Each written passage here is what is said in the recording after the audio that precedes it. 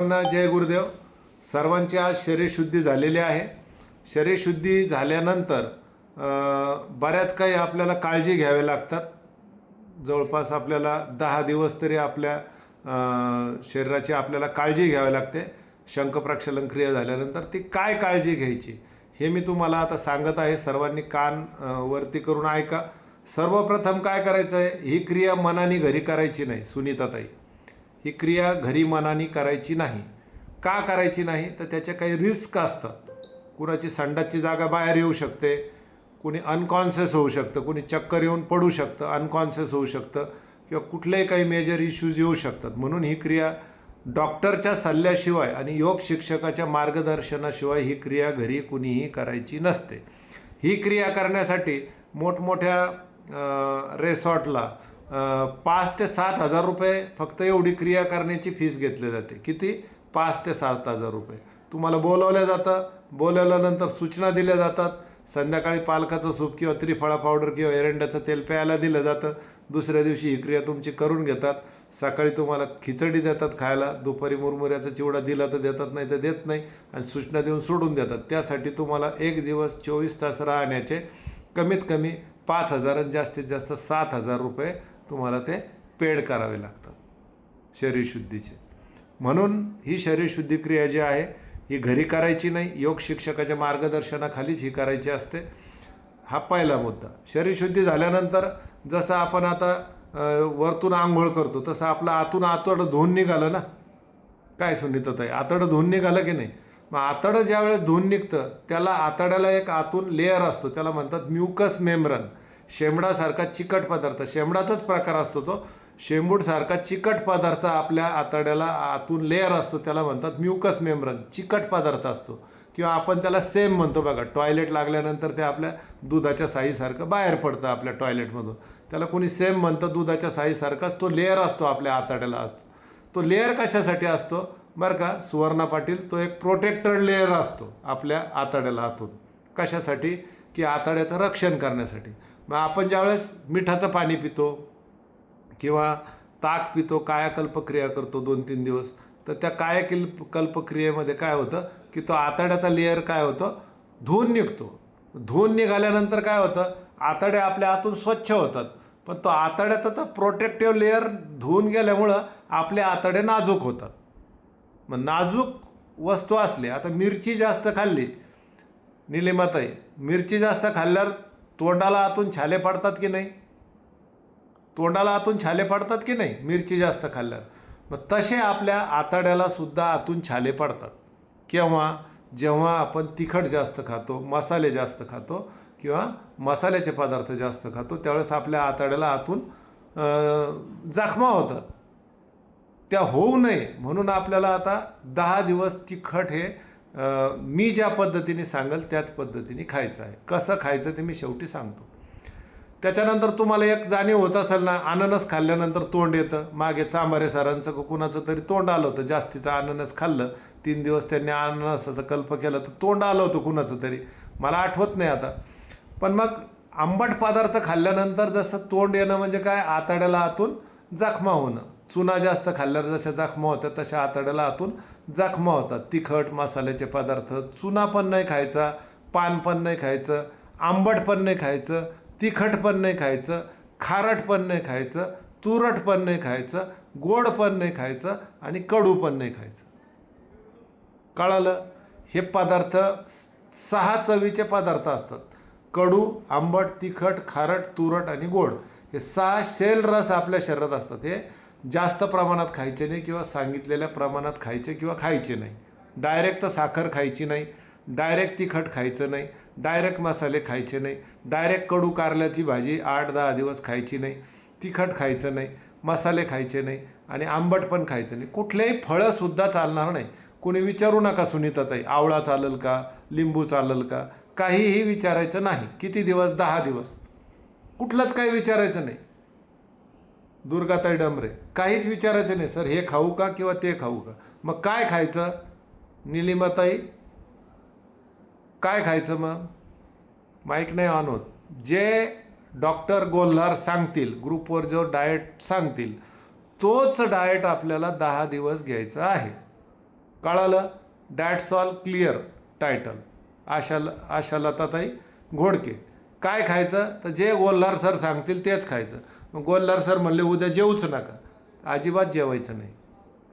ते जर म्हणले खा खा. आता आंब्याचं सीझन चालू आहे सुनीताताई, जर आंबे चुकून जरी खाल्ले 10 दिवसात तर तयार राहा. कशाला? टॉयलेटला. दररोज शंखप्रक्षालन क्रिया, संडासच थांबणार नाही आंबे जर खाल्ले तर. बॉन्डवर लिहून घ्या. कारण का? आतडे आपले सेन्सिटिव्ह झालेले, आतड्याला आतून सूज येऊ नये. आतड्याला सूज आली की तुम्ही खाल्लं की लगेच टॉयलेटला जावं लागतं. असंही तुम्हाला ज्यावेळेस टॉयलेट लागते, आतड्याला आतून इन्फेक्शन झालेलं असतं, सूज आलेले असते किंवा आतड्यात जीवजंतू तयार झालेले असतात आणि ते जीवजंतूमुळं मग आपल्याला सारखं टॉयलेटला जावं लागतं. डायरिया होणं म्हणजे आतड्यात जीवजंतूचा शिरकाव होणं किंवा इन्फेक्शन होणं आतड्याला. म्हणून एक गोष्ट लक्षात ठेवायची आहे बरं का. आशालताताई बसून घ्या जरा 2 मिनटं. माझं आता अजून 3-4 मिनटं बसून घ्या. तुम्ही हल्ले का मग माझं इकडं डोकं हलून जातं. बसून घ्या जरा 10 मिनटं. कळालं का की काय करायचं आहे? जे मी सांगाल तेच 10 दिवस खायचं इथून पुढं. मग गोळ्या घ्यायच्या आहे का?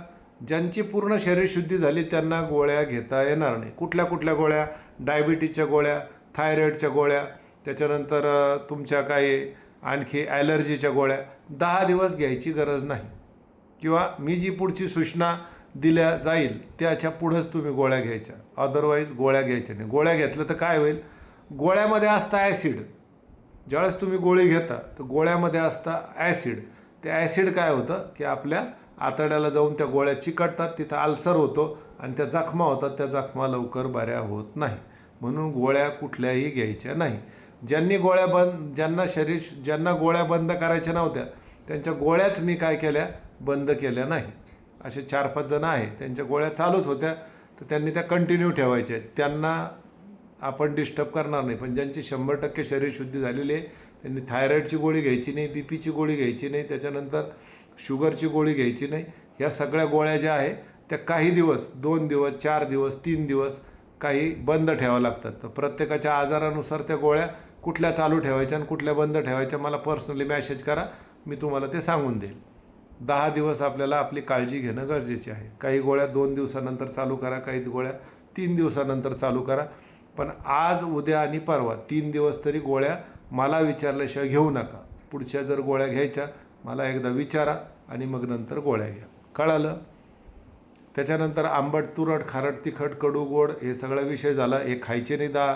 मी पुढची सूचना देईपर्यंत जे मी खायला सांगेल तेच खायचं. पण काय खायचं आता इथून पुढं लक्षात घ्या. आता उद्याचा डाएट काय आहे? उद्याचा डाएट समजून घ्या. सकाळी तुम्ही झोपेतून उठले 3 घोट तुम्हाला पाणी प्यायचं आहे. त्याच्यानंतर योग प्राणायाम. टॉयलेट नॅचरली आली तर जाऊन या. आता तुमची पूर्ण ट्यूब रिकामी झालेली आहे तर काही जणांना उद्या टॉयलेट येणार नाही. टॉयलेट आली नाही तर लगेच घाबरून जाऊ नका. कारण पूर्ण ट्यूब काय झालेली आहे, तुमची पूर्ण नळी जी आहे, टॉयलेटची नळी जी आहे, मलाशयाची, छोटं आतडं, मोठं आतडं पूर्ण रिकामं झालेलं आहे ना. म्हणून काही जणांना टॉयलेट येणार नाही. 100त 10 जणांना टॉयलेट येणार नाही किंवा 100त 90 जणांना टॉयलेट येणार नाही. लगेच घाबरून जायचं नाही, लगेच टेन्शन घ्यायचं नाही. नाही आली तर काही घाबरून जायचं नाही. मग त्याच्यानंतर आपल्याला काय करायचं आहे? योगाचा क्लास राहील. उद्या तुम्हाला प्राणायाम शिकवलं जाईल. कुणीही खाडे करू नका. प्राणायाम तुम्हाला शिकवलं जाईल. कुणीही खाडे करू नका. मग ते उद्याच्या क्लासमध्ये प्राणायामचा क्लास तुमचा घेतला जाईल. त्याच्यानंतर तुम्हाला मग पुन्हा आपल्याला हे करायचं आहे. आपल्याला प्राणायाम शिकायचे. त्याच्यानंतर मग आपल्याला जे काही वर्कआउट सांगितलं जाईल ते करायचं आहे. हे सगळं झाल्याच्यानंतर काय करायचं आहे? उकडू बसून 3 ग्लास कोमट पाणी प्यायचं आहे. आशालताताई 3 ग्लास कोमट पाणी प्यायचं आहे. मग 3 ग्लास कोमट पाणी पिल्यानंतर उद्याच्या दिवस तुम्ही कशाय घ्यायचा नाही. मग काय घ्यायचं? एक तर गुळ पाणी घ्या. मध पाणीसुद्धा घेऊ नका. गुळ पाणी घ्यायला हरकत नाही. मध पाणीसुद्धा घेऊ नका. हे झालं सकाळचं. मग नंतर तुम्हाला काय करायचं आहे? 10 वाजता 1 ज्वारीची भाकरी किंवा 1 ज्वारीची भाकरी, पत्ताकोबीची भाजी, त्याच्यामध्ये 1 सिमला मिरची टाकायची पत्ताकोबीमध्ये आणि आपली पत्ताकोबीची भाजी बनवायची. मुगाचं वरण बनवायचं. दोन्हीला पण तुपाची फोडणी राहील. जिरे, मोहरी, कढीपत्ता, कोथिंबीर, आलं, हळद आणि हे राहील काय? मीठ राहील चवीपुरतं. त्याच्यात मिरची पडणार नाही. वरणात पण नाही, भाजीत पण नाही. सकाळचा मेनू झाला 10 वाजता. दुपारी तुम्हाला खिरापत घ्यायची आहे. खिरापतीमध्ये काय असणार? तुम्ही एक तर खिरापत सकाळी घ्या, दुपारी जेवण करा. जर तुम्हाला सकाळी जेवण करायचं तर दुपारी खिरापत घ्या. मग खिरापतमध्ये काय काय असतं? तर खिरापतमध्ये असतं 1 केळी, अर्धच सफरचंद, अर्धा वाटी, आता दही लावून ठेवा, अर्धा वाटी ताजं दही खिरापतीमध्ये, 10-20 मनुके, 4 बदाम, थोडे 4 खजूर याचे तुकडे करून टाका. प्रसादासारखं त्याला बनवा आणि ते खा. आणखी काय असतं त्याच्यामध्ये? एवढेच पदार्थ असतात खिरापतीमध्ये. एखादा विसरला तर मी ग्रुपवर टाकून देईल.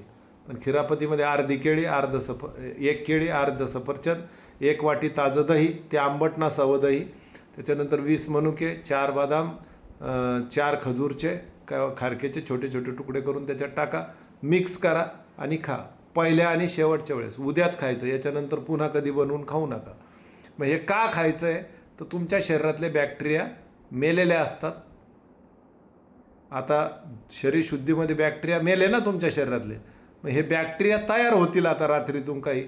मग ह्या बॅक्टेरियाला मल्टिप्लाय करायचं. आता तुम्हाला जर कधी दह्याला तुम्ही दुधाला दही लावलं, विरजण लावलं, तर ते मल्टिप्लाय होतं की नाही? त्याच्यातले जीवाणू जिवंत हे असतात त्याच्यामध्ये पेशी. मग ते जसं जिवंत होतात तसं तुमच्या पोटातल्या पेशी काय होणार? मल्टिप्लाय होणार. मग एक तर सकाळी 10 वाजता खिरापत खा, दुपारी ज्वारीची भाकरी, मुगाचं वरण आणि याची भाजी खा, किंवा मग सकाळी हे खा, दुपारी खिरापत खा, या पद्धतीने. मग काय करायचं आहे? दुपारी पुन्हा 3 वाजता दुपारी हे झालं तर संध्याकाळी पुन्हा तुम्ही 5-5:30 वाजता गुळ पाणी घेऊ शकता. थोडा अशक्तपणा कमी करण्यासाठी गुळ पाणी घेऊ शकता. मध टाकू नका उद्या. गुळ पाणी घेतलं, मग संध्याकाळी पुन्हा 6 वाजता काय करायचं आहे तुम्हाला? 3 भाग मुगाची डाळ, 1 भाग तांदूळ, जिरे, मोहरी, कढीपत्ता, कोथिंबीर, आल्याची फोडणी, पातळ खिरीसारखी उद्या पण खिचडी बनवायची आणि ती खायची आहे.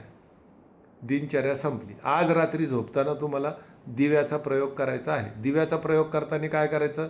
आज रात्री बरं का, आज रात्री दिव्याचा प्रयोग करताना एक पंती घ्यायची, त्या पंतीमध्ये कापूर टाकायचा, तो पेटवायचा, ती पंती नाभीवरती ठेवायची आणि त्याच्यावरती बिना काठाचा पूजेचा तांब्या पालथा मारायचा. तांब्या पडून जाईल. जर नाभी सेट असेल तर तांब्या पडून जाईल 2 मिनटात, आणि नाभी सेट नसेल तर तो 5 मिनटाच्या वरही राहू शकतो.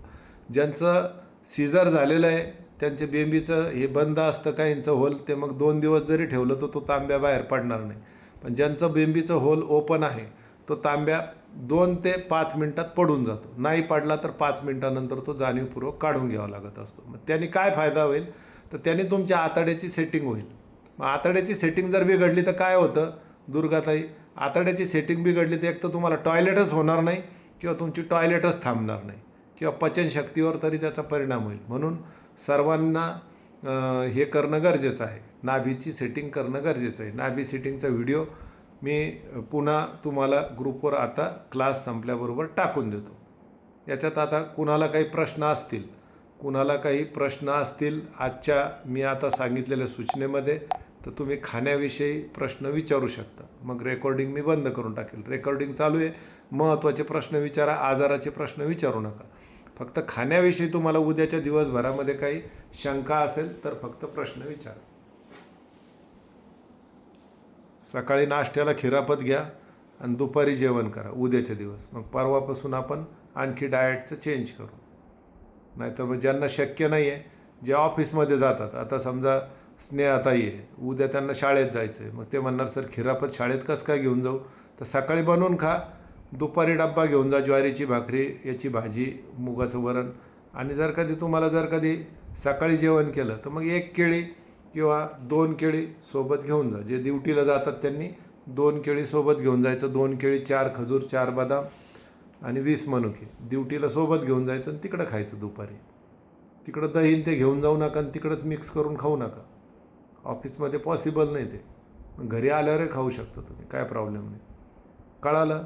आता याच्यात काही शंका असेल तर माईक ऑन करून विचारा तुम्ही. जय गुरुदेव. काही शंका असेल तर विचारू शकता. चला, नाही शंका तर मी रेकॉर्डिंग बंद करतो. काही सांगायचं राहिलं आहे का जुने साधक? काही सांगायचं राहिलं आहे का?